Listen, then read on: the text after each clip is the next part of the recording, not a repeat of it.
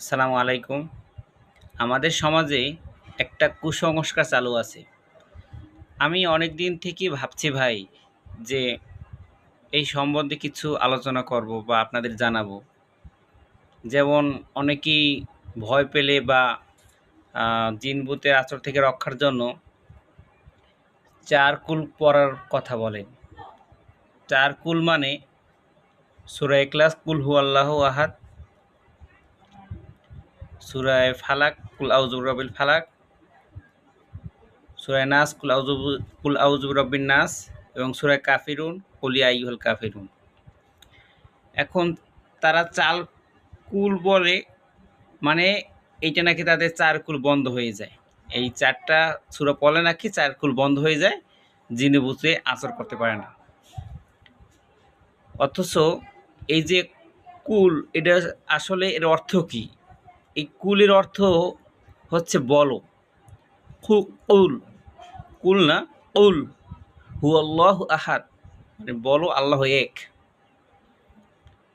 কুল ইয়া আইয়ুহাল কাফিরুন, বলো হে কাফেরগণ। কুল আউযু বিরাব্বিল ফালাক, মানে এই যে প্রথমে সূরার প্রথমে যে কুল শব্দটা আছে, এর অর্থ, বাংলা অর্থ হচ্ছে মানে বলো। এখন আমি যদি এই সূরা ৪টি পড়ি, তাহলে মানে শুদ্ধভাবে উচ্চারণ করলে আমার তো সব হবে, আর শুদ্ধভাবে উচ্চারণ না করলে তো আমার সবও হবে না, মানে উল্টার পাপ হবে। আর আমি যদি এই বলো বলো বললে চারিদিকে আমি ফু দিই বা গায়ে ফু দিই, এতে আমার কি রক্ষা হবে ভাই?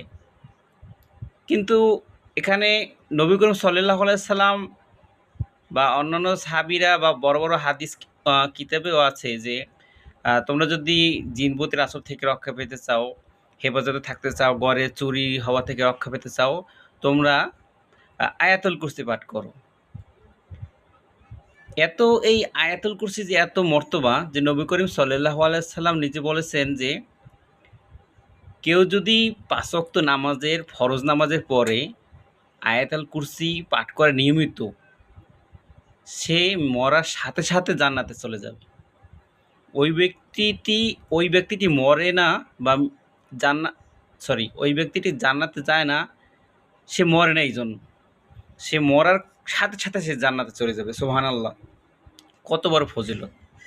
এবং এই আয়াতুল কুরসি পাঠ করলে, সকালে পাঠ করলে সন্ধ্যা পর্যন্ত সে আল্লাহর ফেরেশতা দ্বারা হেফাজতে থাকবে, এবং সন্ধ্যা পাঠ করলে সকাল পর্যন্ত আল্লাহর ফেরেশতার দ্বারা সে হেফাজতে থাকবে।